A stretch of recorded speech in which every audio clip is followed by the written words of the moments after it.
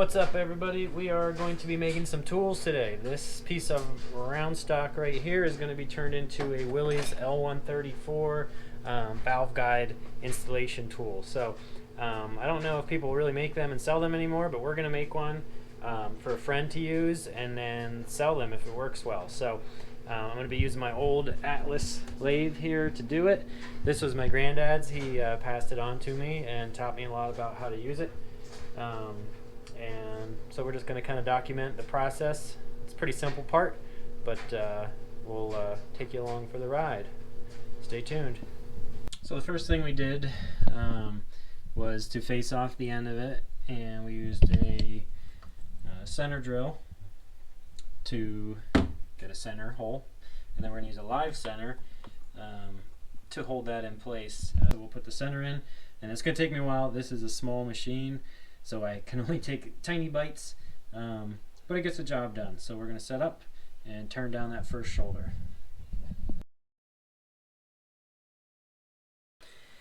Okay, we got the diameter turned down on the shouldered portion to be a slip fit on the inner diameter of the valve guide. We just cut I just cut a relief in where the shoulder joint is so that it doesn't damage the ridge around the surface of the valve guide.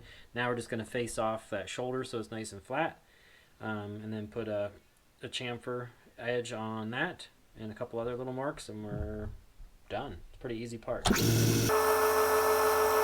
are two small grooves in this part in the handle that are reference guides for when you're installing your valve guide. So we're going to use the rounded tip on the carbide insert to make those installation marks. We already have them measured out and the machine is set.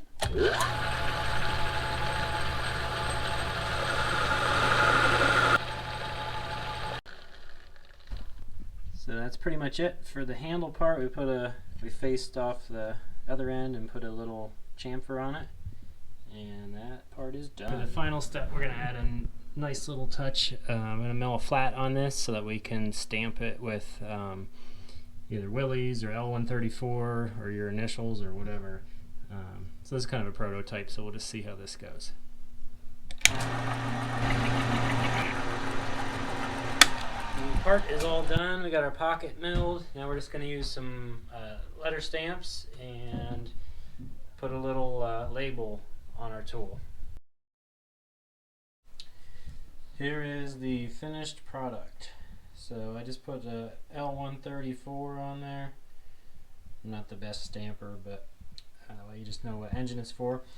So here are your installation guide marks to show you the depth as you're going down through the block. This is turned to be that slip fit inside the guide, and then this is the whacking end that you drive down into the block. So it's just made from mild steel, but it should hold up just fine for the job, and that's it. So I hope that was entertaining. This shows you my shop a little bit. It's nothing impressive, but I'm able to get stuff done as I need to, and I don't have a block right now to to use this on, but if we get somebody that can take some video, or I'll find a block myself and replace some of those guides and show you this tool in action. So to go along with the valve guide insert tool, we also have a removal tool, so it's going to be like a complete kit. I didn't video the machining of that because it's pretty simple, but I'm going to show you what it looks like and how it works. Here is the complete kit. So you saw the install tool for the L-134. So this is turned down to the inner diameter of the valve guide, so you would slide that over there.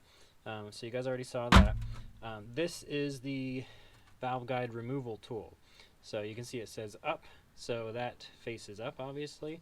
This side goes down on the engine block if you want to put a piece of rubber or some plastic down or something to protect your engine block. So how this works is in combination with this rod. So we have two fine thread nuts on the end. I'm going to do a full video once I have an engine apart here. But for right now, I just want you to get a feel for how it works. So we have a long nut on the top with a washer. You set this on top of your engine block, you slide this down through, and it goes down through the old valve guide, the one you want to remove. So you're going to have the spring off, the keeper, the valve, everything obviously. This can be done with the engine still in the frame and the camshaft still in the block. So then you're going to take a washer, put it on the bottom, so your valve guide and everything's going to be in there. It'll be easier to see once it's in the engine. So you can put one of these nuts. If you can fit 2 on there, I would, just to give it some extra holding power. If I can do this, there we go, because some of these old valve guides are going to be really stuck in there. So everything's assembled like that. Your valve guides here, the engine block's there. You're going to hold an open end wrench or box end wrench, whatever you can get in there, on this, and you're going to do all your torquing with the top one. You're not turning this. This is going to hold more. So while holding the bottom one, you're just going to tighten this one. It's going to draw it upwards and pull that out. So it's going to get real tight for a while, and then it's just going to go pop, and then it's going to start moving freely. So it doesn't hurt to put some lubricant on these threads so it doesn't gall or anti-seize or something. And if you see, the bottom side of this is bored out to allow the valve guide to go up above the surface of the block, because this is a 1/2 inch deep. Once it travels that 1/2 inch, it's basically going to come out. So I've seen other ones that use a spacer on the bottom. This piece eliminates that, so you only have one piece to work with. So that goes on top of the block, tighten this up, pops out.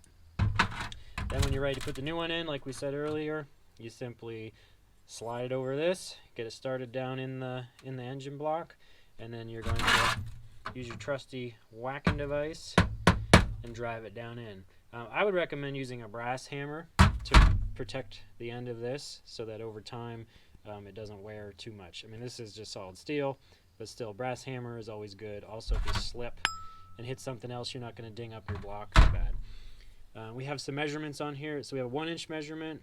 I believe that's for the exhaust valve, and then 1 5/16 for the intake valves. I'll have to check to make sure that's correct, but either way, that's your install guide so that you know when it's seated in all the way. So that's how that whole deal works. Very simple, but can make a pain in the butt job a lot easier. Well, there you have it. That's the full kit, and you can see how it works. If you would like your own, my email is in the description down below. Shoot me an email and I'll answer any questions you have. The cost for those right now is $100 with free shipping. I'm making them right now. I'm making more today, so I'll have some ready. Shoot me an email and we'll hook you up. Thanks for watching.